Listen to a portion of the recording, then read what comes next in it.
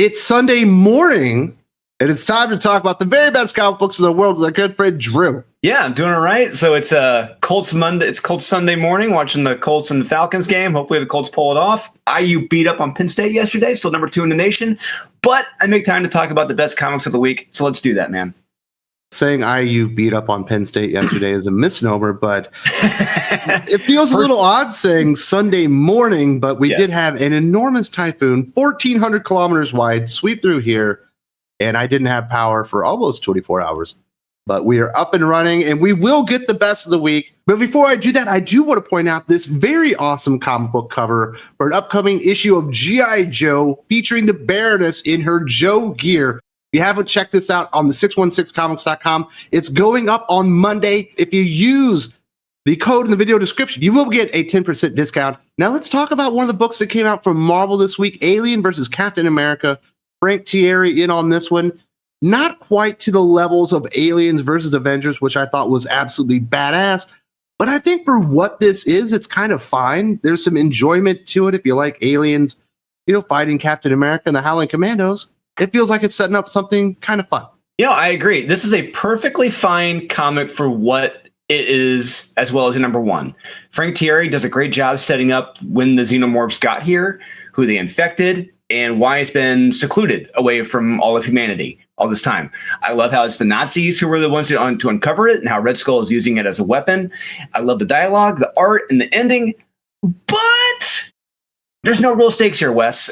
You know what I mean? Everyone who gets a face hugger is just nameless cannon fodder. No one of importance is impregnated or dies. The only people of importance who died thousands of years ago. This is a what if story for all intents and purposes. So why not give Von Strucker a face hugger at the beginning here? Or why not give Nick Fury a chest burster? I imagine that they will get those in due time. As soon as I saw Bucky was in this story, I was like, yes, he's getting face hugger action. He's definitely going to get a chest burster that's going to affect Captain America. But you do bring up something that does kind of take away from the book. You're waiting for the moment where Strucker discovers the eggs and all that stuff. But we've seen so many Alien movies at this point, and I've read so many Alien comic books, that doesn't really build up tension. I'm just waiting for the characters to catch up to the stuff that I already know. That was what was great about DC versus Vampires. I'm sorry, not DC versus Vampires. The Deceased series by Tom Taylor. The first players they took off the board early were Batman, Green Lantern, Green Arrow. It's like, whoa, anyone can go. Why not do that here? Why not have fun with it? Why not get crazy? And that will get me more on board and excited for this. But other than that, look, if you haven't read these before, yeah, it's perfectly fine. But we're used to this by now. Not a glowing endorsement, but as a Fox Marvel crossover, it's perfectly fine for what it is. Now let's talk about the indie comic books, because this is where all the action, where all the quality was this week.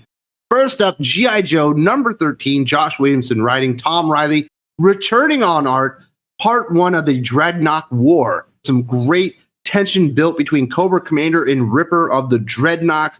In fact, when you see what Ripper does to Cobra Commander, how he's able to circumvent some of the Cobra Commander abilities in here, I thought it was one of the more amazing pages that we'll see. And in the end, it sets up the most unlikely pairing of people that are having to survive together. And I thought this was great. This is easily my pick of the week. This issue is a great jumping on point for anyone who wants to read this series, Wes. We have the Cobras trying to find more Energon, and they come across a strange power anomaly in a remote location, which leads to Cobra Commander taking charge himself in this mission to find it. But that tenacious little monkey Destro, could he possibly be trying to take advantage of the situation and try to make a power play? And which Joe could possibly stand in their way? Yeah, like you, Wes, this is my pick of the week. I had an absolute blast, grinning from ear to ear, reading this issue. This gave me everything I wanted in a Joe story, including my boy Destro doing what he does best. The art, the dialogue, the lettering, the pacing, all top-notch. Strongest recommends for G.I. Joe number 13. This will be on my top 10 list at the end of the year, Wes. If you're not reading this, fix yourself now and pick up this issue. Definitely going to be on my top 10, probably my top 5. And it's going to be a bi-monthly book starting out with Dreadnok War. So we're going to be getting more G.I. Joe, which I think is only a good thing. Yes. Also going to recommend Rook Exodus number 8, Geoff Johns writing, Jason Fabok on art. We've got Rook, we've got Direwolf, we've got Matterhorn, realizing that Bloodhound has gone down into the abyss. They're having to go in alone. The art from Jason Fabok sells everything in here.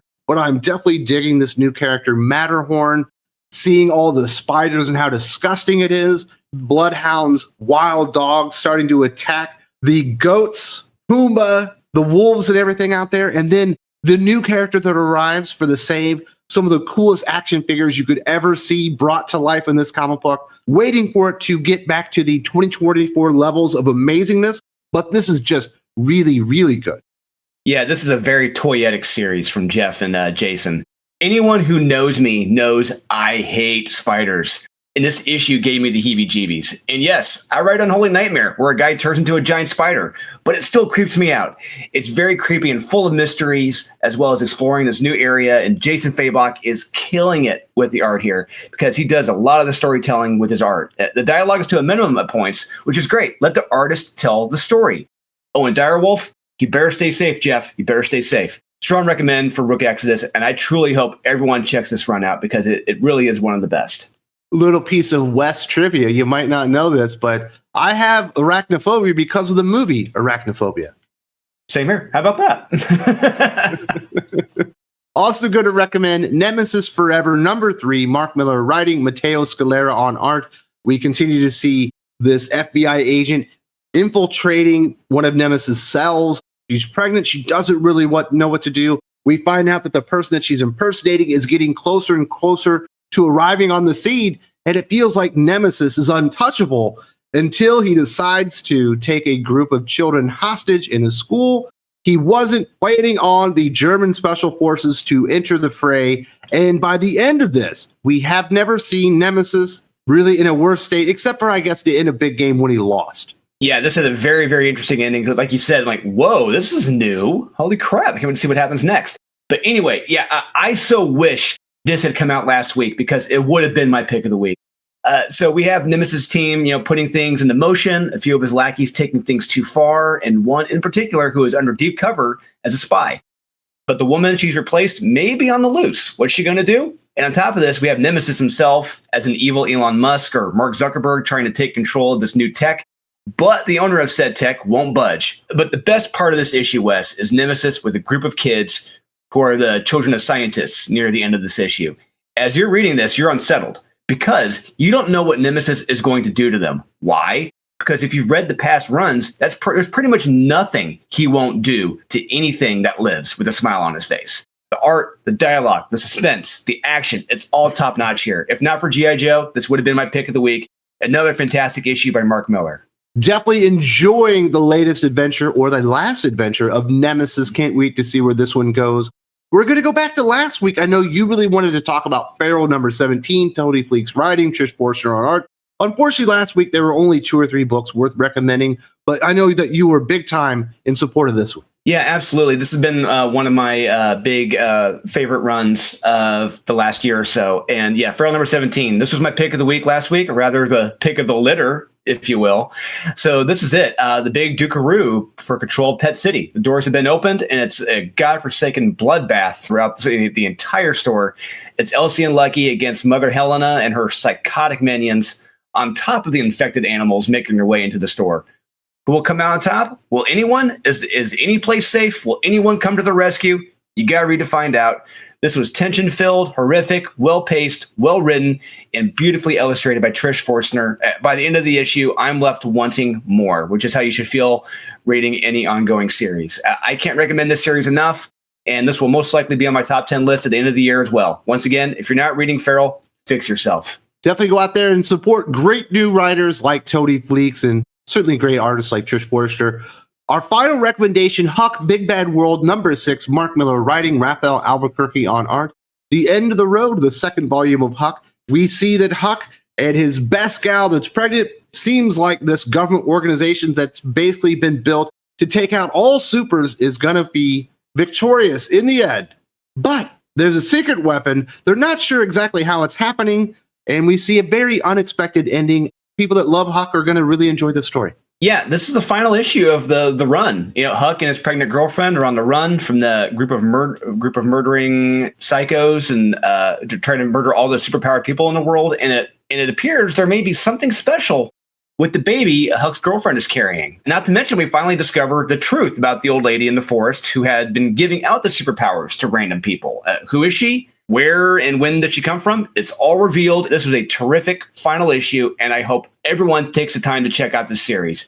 You know, it's incredible, Wes, how versatile Mark Millar is, that he can go from writing someone who's the embodiment of evil with Nemesis to writing someone who's the nicest guy on the planet with Huck. These show you he's one of the best in the biz right now. Strong recommend for Huck, Big Bad World number 6. I just finished our Comics Guild Miller World review of Huck on the first series, so I concluded that one as well as Big Bad World within, I guess, a week of each other. So that was really cool. If you want to check that out, you do have to go to the Patreon and channel memberships.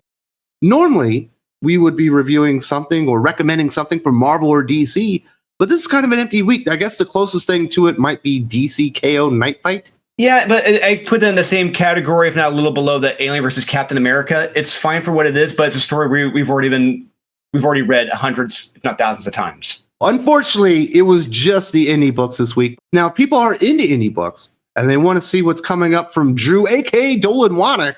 What's going on here with Unholy Nightmare number 3 in this cover you're showing us? This is a beautifully illustrated cover by the Mad Russian himself, Andre Lunatic, and inked by the legendary Image Comics inker Shelby Robertson here. This is the Golem fighting a reanimated dinosaur in the Chicago Field Museum for Unholy Nightmare number 3. Why is a dinosaur reanimated?